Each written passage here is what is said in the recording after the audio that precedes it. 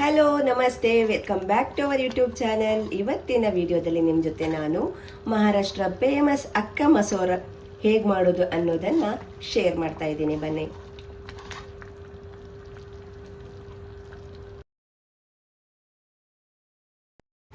ಇವತ್ತು ನಿಮ್ಮ ಜೊತೆ ನಾನು ಶೇರ್ ಮಾಡ್ತಾ ಇದ್ದೀನಿ ಮಹಾರಾಷ್ಟ್ರದ ಫೇಮಸ್ ಅಕ್ಕ ಮಸೂರ್ ರೆಸಿಪಿ.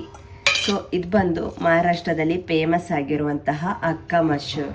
ಸೊ ಇದನ್ನು ಹೇಗೆ ಮಾಡೋದು ಅನ್ನೋದನ್ನು ಇವತ್ತಿನ ಈ ವಿಡಿಯೋದಲ್ಲಿ ನಿಮ್ಮ ಜೊತೆ ನಾನು ಶೇರ್ ಮಾಡ್ತಾ ಇದ್ದೀನಿ. ಇಲ್ಲಿ ನಾನು 1 ಕಪ್ ಆಗುವಷ್ಟು ಅಕ್ಕ ಮಸೂರನ್ನು ತೆಗೆದುಕೊಳ್ತಾ ಇದ್ದೀನಿ.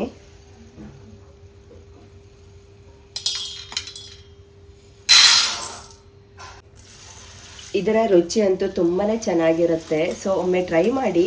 ಈ ರೀತಿ ಏನಾದರೂ ನಿಮ್ಮ ಜೊತೆ ಸಿಕ್ಕರೆ ಇದನ್ನು ಅಕ್ಕ ಮಸೂರ್ ಅಂತ ಕರೀತಾರೆ. ಸೊ ಇದನ್ನು ಒಂದು 2 ಗಂಟೆ ಹೊತ್ತಾದರೂ ನೀರಲ್ಲಿ ನೆನೆಸಿಡಬೇಕು.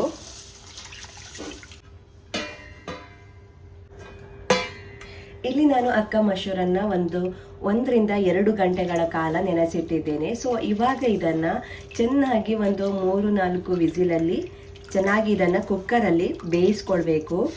ಇವಾಗ ಇದನ್ನು ಚೆನ್ನಾಗಿ ವಾಶ್ ಮಾಡ್ಕೊಂಡಿದ್ದೀನಿ.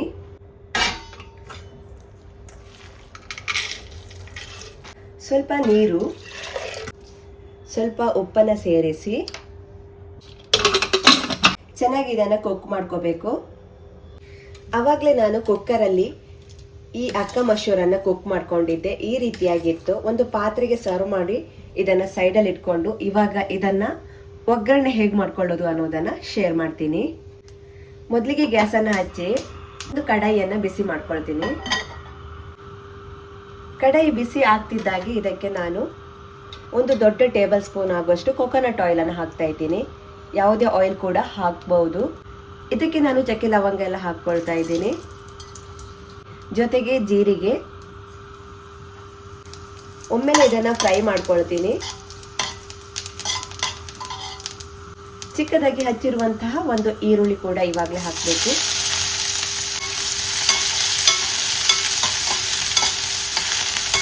ಒಮ್ಮೆಲೆ ಇದನ್ನು ಚೆನ್ನಾಗಿ ಫ್ರೈ ಮಾಡಿಕೊಂಡು, ಈರುಳ್ಳಿ ಚೆನ್ನಾಗಿ ಫ್ರೈ ಆಗಬೇಕು. ನಾನಿಲ್ಲಿ ಅಚ್ಚ ಖಾರದ ಪೌಡರ್, ಹಳದಿ ಪೌಡರ್, ಕೊತ್ತಂಬರಿ ಪೌಡರ್, ಕಾಂದ ಲಸೂನ್ ಮಸಾಲ ಅಂತ ಸಿಗುತ್ತೆ, ಅದನ್ನು ಇದ್ರೆ ಹಾಕ್ಕೊಳ್ಳಿ. ಒಮ್ಮೆಲೆ ಇದನ್ನು ಮಿಕ್ಸ್ ಮಾಡಿ ಸ್ವಲ್ಪ ನೀರನ್ನು ಆ್ಯಡ್ ಮಾಡ್ತಾ ಇದ್ದೀನಿ.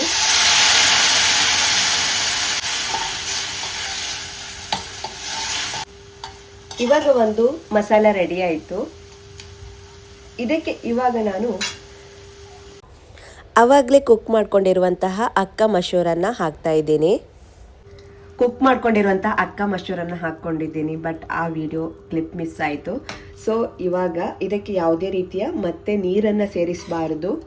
ಆಗಲೇ ನಾನು ಕುಕ್ ಮಾಡ್ಕೊಂಡಿರುವಂತಹ ಅಕ್ಕ ಮಸೂರನ್ನು ಡೈರೆಕ್ಟಾಗಿ ಇದಕ್ಕೆ ಹಾಕಿದ್ದೇನೆ.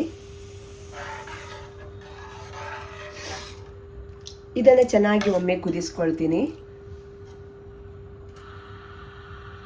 ಇವಾಗ ಒಗ್ಗರಣೆಗೆ ನಾನಿಲ್ಲಿ ಒಂದು ಮಿಕ್ಸಿ ಜಾರ್ಗೆ ಸ್ವಲ್ಪ ಬೆಳ್ಳುಳ್ಳಿ, ಒಂದು ಹಸಿಮೆಣಸನ್ನು ಜಜ್ಜಿಕೊಂಡ್ರೂ ಪರವಾಗಿಲ್ಲ, ನಾನಿಲ್ಲಿ ಮಿಕ್ಸಿ ಮಾಡ್ಕೊಳ್ತಾ ಇದ್ದೀನಿ. 1 ಟೇಬಲ್ ಸ್ಪೂನ್ ಆಗುವಷ್ಟು ಗ್ರೈಂಡ್ ಮಾಡ್ಕೊಂಡಿರುವಂತಹ ಹಸಿಮೆಣಸು ಮತ್ತು ಬೆಳ್ಳುಳ್ಳಿ ಪೇಸ್ಟ್ ಸಿಕ್ತು. ಒಗ್ಗರಣೆಗೆ ನಾನಿಲ್ಲಿ ಒಂದು ಕಡಾಯಿಯನ್ನು ಬಿಸಿ ಮಾಡ್ಕೊಳ್ತಾ ಇದ್ದೆ.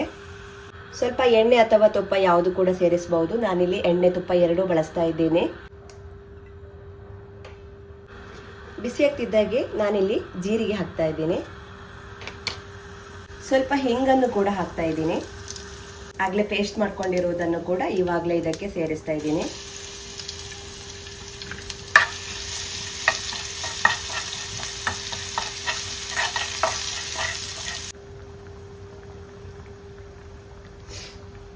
ಆಗಲೇ ಮಾಡಿರುವಂಥದ್ದು ಚೆನ್ನಾಗಿ ಕುದೀತಾ ಇದೆ. ಇವಾಗ ಈ ಒಗ್ಗರಣೆಯನ್ನು ಇದಕ್ಕೆ ಹಾಕೊಳ್ಬೇಕು.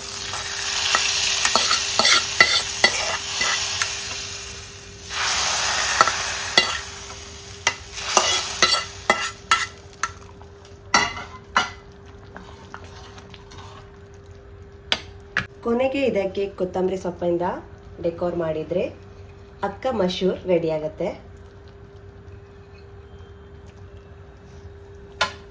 ಇದು ತುಂಬಾ ಟೇಸ್ಟಿಯಾಗಿ ಬರುವಂತಹ ಒಂದು ರೆಸಿಪಿ. ಇದು ಮಹಾರಾಷ್ಟ್ರದಲ್ಲಿ ಇದು ತುಂಬಾ ಫೇಮಸ್ ಆಗಿರುವಂತಹ ರೆಸಿಪಿ.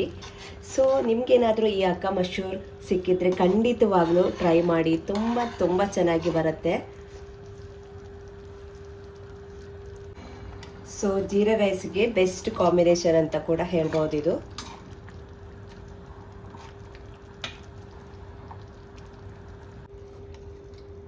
ಸೊ ನೋಡಿದ್ರಲ್ಲ, ಹಾಗೆ ಈ ಜೀರಾ ರೈಸ್ ಹೇಗೆ ಮಾಡೋದು ಅನ್ನೋದನ್ನು ಇವಾಗಲೇ ನಿಮ್ಮ ಜೊತೆ ನಾನು ಶೇರ್ ಮಾಡಿದ್ದೀನಿ. ಒಮ್ಮೆ ಆ ರೆಸಿಪಿನೂ ಕೂಡ ನೋಡಿ.